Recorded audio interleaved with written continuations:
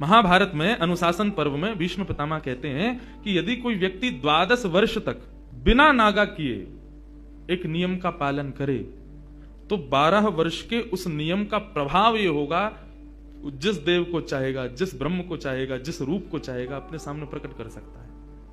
आज भी ये संभव है, लेकिन याद रहे एक दिन भी वो नियम टूटना नहीं चाहिए। ये भाव उन महात्मा ने सुना, कृष्णदास जी ने, उन्होंने एक ही सेवा अपना ली।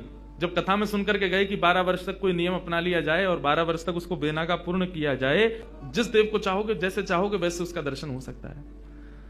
तो नित्य माला बनाते थे अपनी कुटिया में, और नित्य माला बना करके नंद गांव में, नंद भवन में ऊपर जाकर के कन्हैया को अपने हाथ से पहनाते थे। और उनका भाव केवल इतना था, कन्हैया मैं ये नियम इसलिए अपना रहा हूं कि मैं चाहता हूं जिस दिन 12 वर्ष पूरे हों, 13वें वर्ष का पहला दिन प्रारंभ हो, उस दिन मैं ना आऊं, मेरा कन्हैया मेरे कुटिया पे आए, मैं वही माला पहनाऊंगा। मेरा बस यही नियम है। नित्य ठाकुर जी को माला पहनाते, और माला पहनाने के बाद में कन्हैया के कान में बोलते, लाला 2 साल हो गए,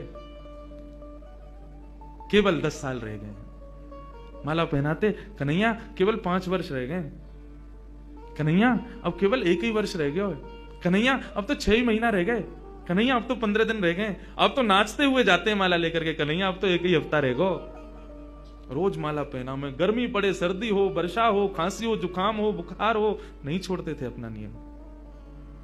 आज विश्राम दिवस, 12वां वर्ष का अंतिम दिन, ठाकुर जी के सन्मुख गए, माला गले में धराई, लाला सेवा पूर्ण भई अब मोरी, अब मेरी सेवा पूर्ण, प्रतीक्षा करूंगो, कल 13वें वर्ष को पहला दिन है, तू आइयो, तेरे काजे देख 56 भोग बनाऊंगो, तेरे काजे बढ़िया जो है माला बना के रखूंगो, एक सेज सजा के रखूंगो, ने एक देर पौड़ जाइयो मेरे पास, ने एक मोसो बतिया लियो, और लाला तू को जितनो समय मिले तू उतनी देर को आइयो, लेकिन आ जाइयो।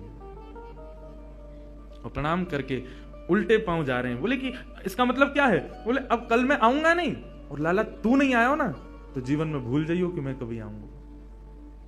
नंदगाम में और नंद भवन में ये मेरा अंतिम प्रवेश है। और प्रणाम करके दिल्ली को चले गए। 56 भोग सजाए, दुनिया भर की सामग्री बनाई, सुंदर सुंदर माला तैयार करी, एक कन्हैया की, बाकी के सबरे ग्वाल बालन की। बोले बछड़ा बछिया आमेंगे संग में, उनको माला पहनाऊंगा, उनके का जो भंडारो है उनके का भी 56 भोग सजाऊंगा। सबके लिए सब तैयार किया। 13वें वर्ष का जब पहला दिन प्रारंभ हुआ, सुबह से ही राह तक रहे, कन्हैया आ रहे होगो, श्याम सुंदर आ रहे होगो, नंद नंदन आ रहे होगो। अभी श्रृंगार को समय भयो है, धूप की छांव से पता कर लेते हैं कि अभी कौन सा समय चल रहा है। अभी श्रृंगार को समय भयो होगो, अरे लाला व्यस्त होगो, श्रृंगार करके और फिर बाकी बाद प्रसाद पाके फिर आवेगो। अभी भी नहीं आए हो, कोई बात ना, राजभोग पाके आवेगो, गैया चराते हुए चुपके ते आ जाएगो मेरे पास। अपने मन को सांत्वना दे रहे हैं। दोपहर का समय हुआ, सूर्य बिल्कुल ऊपर, राजभोग का समय चल रहा है।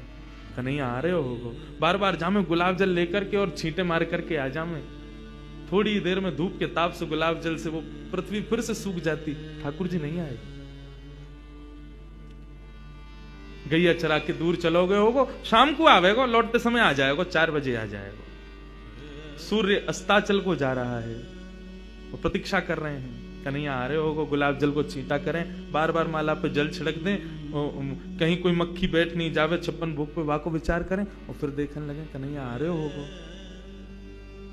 नहीं आए श्याम सुंदर। कोई बात ना, शाम को ओलाई करवा करके और फिर रात्रि को प्रसाद पाके कन्हैया फिर आवेगो, तब भी नहीं आए। शयन का समय हो गया, बाबा एक टक बस बैठे हैं, कन्हैया आ रहे होगो। है सके नंदरानी यशोदा नंद बाबा को शयन करवा के आवेगो। रात्रि हो गई, नहीं आए ठाकुर।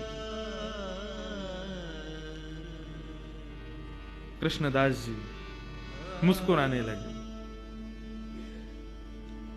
12 साल से एक टक बिना नागा किए अपने नियम में लगा हूं। आज तक कुछ नहीं मांगा कन्हैया से, केवल ये मांगा कि मेरी कुटिया पे आ जाइयो, मेरे हाथन से माला पहने, वामू श्रम हेरो याकू।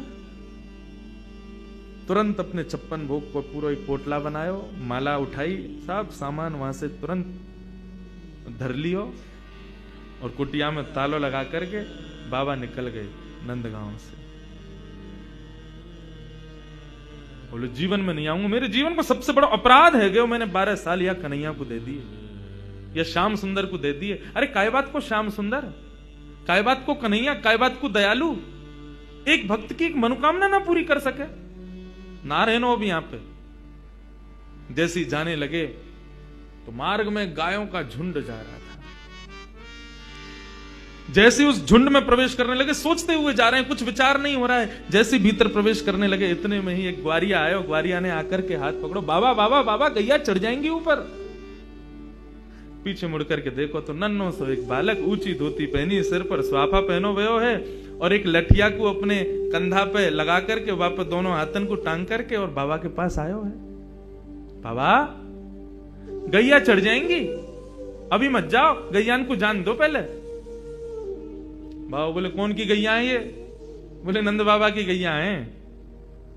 कितनी गैया और हैं? बोले अभी बाबा बहुत हैं।